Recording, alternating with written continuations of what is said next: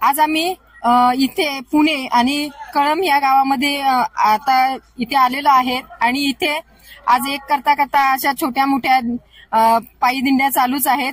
तशीच आता एक धसईमधनं एक दिंडी आली आहे. त्या काकांबरोबर आता आपण त्यांचा पायी दिंडीचा कशा पद्धतीने आली आहे त्यांची दिंडी इथे पायी, तर त्यांच्याशी चर्चा करूया थोडं. बरं काका, तुम्ही नक्की कुठून आलात? श्री क्षेत्र टाकेश्वर भक्त मंडळ दसई परिसरातून श्री क्षेत्र दसई विठ्ठल रुक्माई मंदिरातून आमचं प्रस्थान 6 तारखेला झालं. मजल दर मजल आम्ही श्री क्षेत्र आळंदी येथे संजीवन समाधी दर्शनासाठी जात आहोत. आणि हे सर्व भावी भक्तजन आमच्या दसई परिसरातून खेड्यापाड्यातून एक जनजीवाचा उद्धार आणि एक परमार्थाची धुरा सगळ्यांना जर आपण प्रेरणा दिली तर ह्याच्यामधून जसं संत महात्मे म्हणतात जगाच्या कल्याणा संतांच्या विभूती, आणि ह्या संत मार्गाने जर ह्या सगळ्या जनजीवांचा उद्धार होत असेल तर आपण एक सामाजिक एक परमार्थिक हे कार्य हाती घेऊन आणि सर्वांना आनंदाच्या वातावरणातून खेळीमेळीच्या वातावरणातून त्यांना माऊलीच्या दर्शनाला नेऊन माऊली जशी जगाची आई झाली तसंच या जनजीवांचा उद्धार होईल.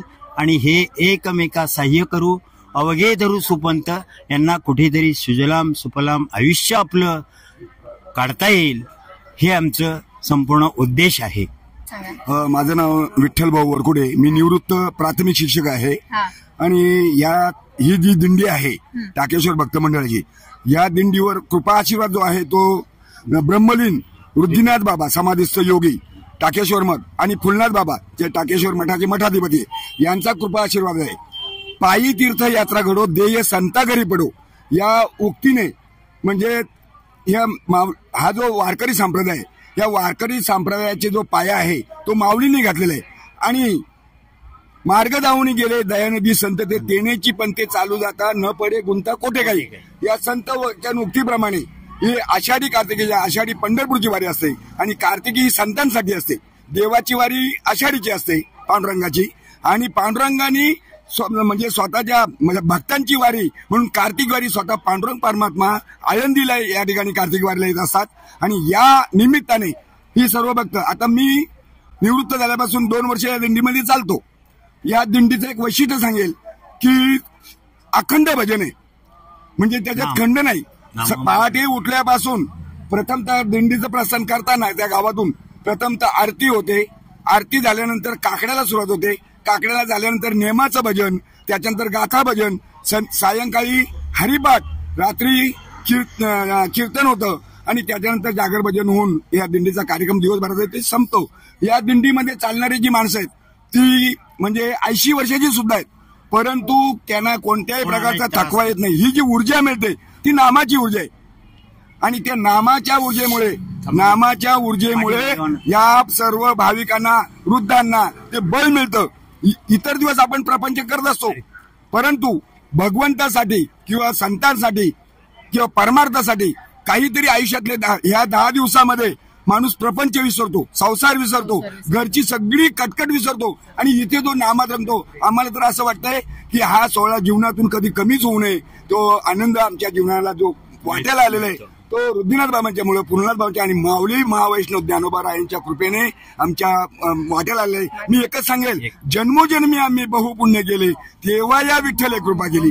खरोखर पांडुरंगाने आमच्यावर काहीतरी कृपा केली, माऊलीनी कृपा केली, जगद्गुरु तुकारामांची आमच्यावर कृपा झाली आणि आमच्यासारख्या या भोळ्या बाबड्या म्हणजे परमार्थिक दृष्टीने आम्ही अज्ञानी आहोत, पण या अज्ञानी जीवांना इथं म्हणजे या माऊलींच्या दरबारामध्ये म्हणजे अलंकापुरीमध्ये आम्हाला जाण्याचा योग जो संतांच्यामुळे आलेले, त्या काय सांगू देवा या संतांचे उपकार. मजत दिनंतर जागवते, काय द्यावे त्यासी व्हावे उतराई, ठेविता हा पायी जीव थोडा. या संतांच्या पायी जीव जरी ओवाळून ठेवला तरी ते काही परिपूर्ण आम्ही होऊ शकत नाही, की अपूर्णता ठरेल. माझं नाव हरिभक्त परायण नामदेव नारायण बेहरे दसई, आणि या दसईमधून म्हणजे आज 13 वर्षे आमच्या या दिंडीला पूर्ण होत आहेत. त्याच्या अगोदर आम्ही दुसऱ्या दिंड्यातून प्रवास करत होतो, पण हे आमच्या आदरणीय सद्गुरूंची कृपा आहे आणि सद्गुरूंचा प्रसाद हा आम्ही आपला महाराष्ट्रावर आपल्या भक्तजनांना प्रेरणा देत आहोत, वाटत देत. तर 13 वर्ष आम्हाला आता हे 13वं आहे. 12 वर्ष आमचं तपपूर्ती सोहळा म्हणून सर्व 2000 भाविकांची व्यवस्था होईल म्हणून आम्ही आळंदीमध्ये अगदी 3 मळ्याचं 2000 भाविकांची व्यवस्था होईल एवढं मोठं निवासस्थान पण निर्माण या 12 वर्षामध्ये केलंय. हा उपक्रम आम्ही अगदी क्विक भोळ्या भक्तांची व्यवस्था व्हावी, त्यांना स्थानापन्न व्हायला मिळावं, त्यांना आराम मिळावा आणि परमार्थामध्ये जास्त ते सक्रिय व्हावेत हे आमचे उद्देश होते. आणि कुणीही बद्ध राहू नये.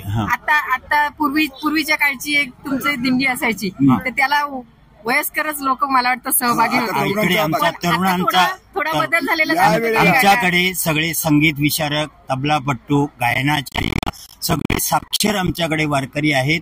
अगदी तुम्हाला 12 वर्षापासून ते 92 वर्षापर्यंतचे वारकरी या दिंडीमध्ये अनुभव घेतात आणि त्यांना एवढा आनंद की दिवसभरामध्ये एक तीळ मात्र थकवा येत नाही आणि ऊर्जा अशी मिळालेली आहे का आम्ही तो आनंदमय कार्यक्रम म्हणजे अगदी प्रवास मर्यादित ठेवलेला आहे. त्याच्यामुळे सगळे उत्साही आध्यात्मिक क्षेत्राकडे तरुण पिढी खूप कमी, आपल्याला असं वाटतं कमी वळतात, पण बऱ्यापैकी काही ठिकाणी आध्यात्मिक क्षेत्राकडे तरुण पिढीचं पण खूप लक्ष आहे आणि त्या क्षेत्रामध्ये बऱ्यापैकी आता सहभागी झालेला दिसतो. आता तुमच्यामध्ये पण तसा सहभाग भरपूर आहे. तरुण जे आता या ठिकाणी यायला लागले याचं एकमेव कारण म्हणजे या तरुण जी मुलं आहेत की जी आध्यात्मिक क्षेत्रामध्ये वळतात, त्यांना पहिल्यांदा ही जुनी जाणती माणसं आहेत ही त्यांना समजून घेतात, त्यांना प्रोत्साहन देतात. ज्याप्रमाणे अर्जुनाला श्रीकृष्णाने प्रोत्साहन दिलं आणि त्या प्रोत्साहनामुळे अर्जुन त्या कौरवांशी युद्ध करू शकला, तशाच प्रकारे ही जी जुनी जाणती माणसं आहेत. काही ठिकाणी असं पाहायला मिळतंय जुनी लोक जी नवीन मुलं जी येतात त्यांची हेळसांड करतात, त्याच्यामुळे ती 1 वर्ष येतात आणि कंटाळतात.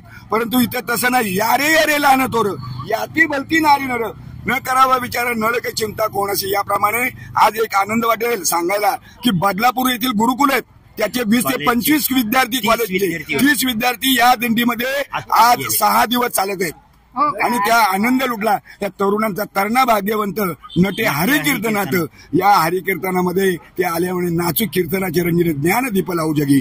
या माऊलींची कृपा सगळ्यांवर आहे आणि अशा प्रकारे हा आनंद सोहळा आम्ही भोगतोय आणि याची केवळ माऊलींचीच आमच्यावर कृपा आहे असं म्हणता येईल. बाबा तुम्ही कुठून आलात?